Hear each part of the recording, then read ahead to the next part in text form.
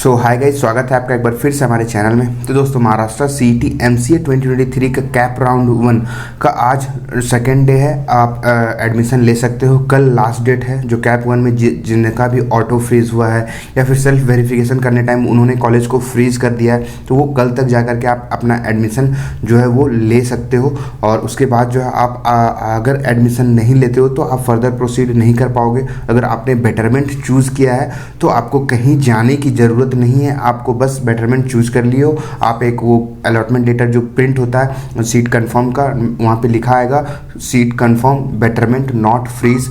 तो इस टाइप का जो मैसेज आएगा वो प्रिंट करके रख लेना है आपके पास, और आपको कहीं जाने की ज़रूरत जो है वो नहीं है।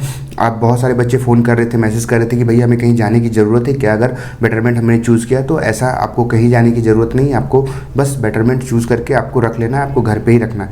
तो दोस्तों, अब हम बात करते हैं कि जिनको कैप 2 में सीट नहीं मिली है वो क्या करेंगे, वो कैसे जो है अपनी प्रेफरेंस लिस्ट रेडी करें जो कैप 2 में मिल गए। ये देखो, इस बच्चे का 98 पॉइंट समथिंग आया हुआ है, 98 परसेंटाइल आया हुआ है, फिर भी इनका जो कॉलेज नहीं अलॉट हुआ है। ये हमसे नहीं जुड़े थे कैप 1 में और इन्होंने आज ही हमसे जुड़े हुए हैं। तो ये देखो 98 परसेंटाइल पे भी कॉलेज नहीं अलॉट हुआ है। तो आप सोच सकते हो हमारे कैप 1 में भी 200-300 से ज़्यादा बच्चे थे, उसमें भी कुछ बच्चों को लगभग 90% बच्चों को कॉलेज अलॉट हो गया। उसमें से बहुत ही कम रेयर केस है 10-15 बच्चों का जो है कॉलेज अलॉट नहीं हुआ है। और नहीं भी हुआ क्योंकि कुछ लिस्ट जो है मैंने दिया था उसमें उन्होंने चेंजेस किया था, अपने मन से कुछ लिस्ट डाले थे। तो इस कारण से भी ये कॉलेज अलॉट नहीं हुआ। कॉलेज कैसा है डजेंट मैटर, कॉलेज अलॉट होना बड़ी बात होती है कैप 1 में, क्योंकि आपको पता नहीं होता पिछले साल से आप एनालिसिस करके लिस्ट रेडी करके आप देते हो।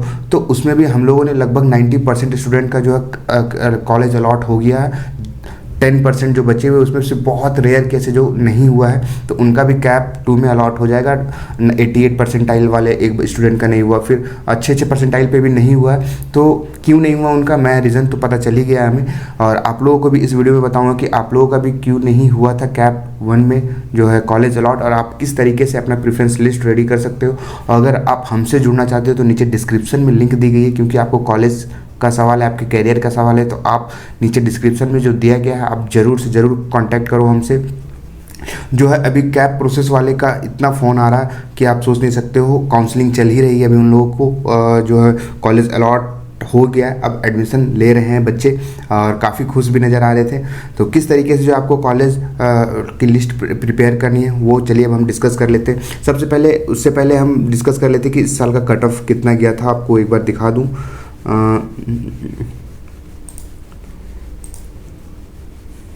ये देखिए इस साल का कट ऑफ और लास्ट ईयर का कट ऑफ में बहुत ही वास्ट चेंजेस नहीं आपको देखने को मिलेगा। सेम टू सेम है। अगर आप लास्ट ईयर के कट ऑफ देखोगे और इस साल के कट ऑफ देखोगे तो बहुत ज़्यादा अंतर नहीं है, आपको सेम ही नज़र आने वाला है। तो इसी तरीके से जो हम लिस्ट भी रेडी किए थे लास्ट ईयर के कंपेयर में, और बच्चे को कॉलेज अलॉट हुआ, अच्छे खासे कॉलेज अलॉट हुआ। इवन 98 वाले को पे भी कॉलेज अलॉट नहीं हुआ और 96 वाले को पिंपरी अलॉट हो गया। तो इस टाइप का एल्गोरिदम भी बहुत ही अजीब तरह सा था। और 98 का तो नहीं हुआ होगा, उन्होंने 1 या 2 कॉलेज डाले होंगे। आई थिंक उनका रीज़न नहीं पता कितने कॉलेज की लिस्ट डाले थे। हमसे वो आज ही कनेक्ट हुए, हमसे आज ही जुड़े हैं, मैसेज किए व्हाट्सएप पे, और जो है कैप प्रोसेस में एनरोल हुए। तो उनको अब कैप 2 में तो अब देखो कैप 1 में 98 पे अच्छे कॉलेज नहीं मिले, तो कैप 2 में अब थोड़ा सा मुश्किल हो जाएगा कि ऊपर के कॉलेज इन्हें मिल पाएँ, क्योंकि सीट अगर खाली रहेगा तभी मिल पाएगा।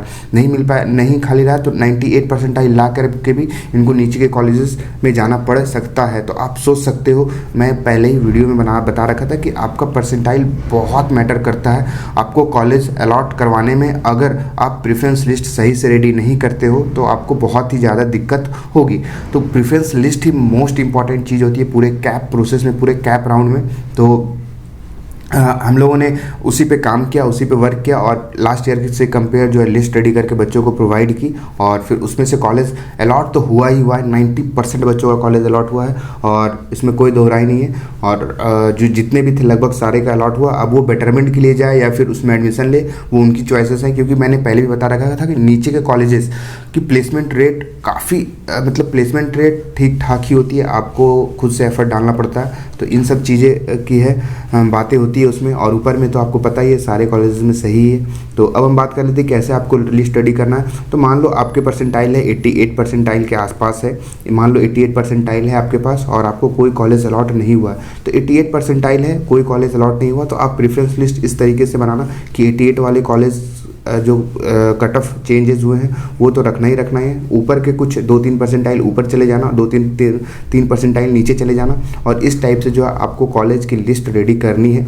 लास्ट ईयर से भी कंपेयर कर सकते हो, अपने रैंक से भी कंपेयर कर सकते हो, और इन सब जो है मेजर फैक्टर होता है, पॉइंट होता है, ये सबको मद्देनज़र रखते हुए आप अपना लिस्ट रेडी करना। और लिस्ट रेडी करते समय उन बातों का भी ध्यान रखना कि जो है हमें इस कॉलेज में जाना है कि नहीं जाना है, कि हमें सिर्फ पुणे के कॉलेजेस में जाना है या फिर मुंबई के कॉलेजेस में जाना है। अपने फाइनेंशियल कंडीशन को देख लेना, इन सब चीज़ों को खासा ध्यान में रखते हुए अपनी लिस्ट को रेडी करना, और फिर जो है ऑप्शन फॉर्म फिल करना, ये बहुत ज़्यादा इंपॉर्टेंट होता है। और एक बेटरमेंट के लिए मैं अगर बता दूं कि जो भी कॉलेज में आपको थोड़ा सा सस्पेंस है तो आप बेटरमेंट के लिए जाओ, अपने जो कॉलेज अलॉट हुआ उससे ऊपर वाले कॉलेज की लिस्ट रेडी करो और फिर ऑप्शन फॉर्म में डालो, और अगर वो मिल जाता है तो आपका सही है, नहीं मिलता है तो फिर लास्ट जो प्रीवियस ईयर वाला कॉलेज था वो तो रहेगा ही रहेगा।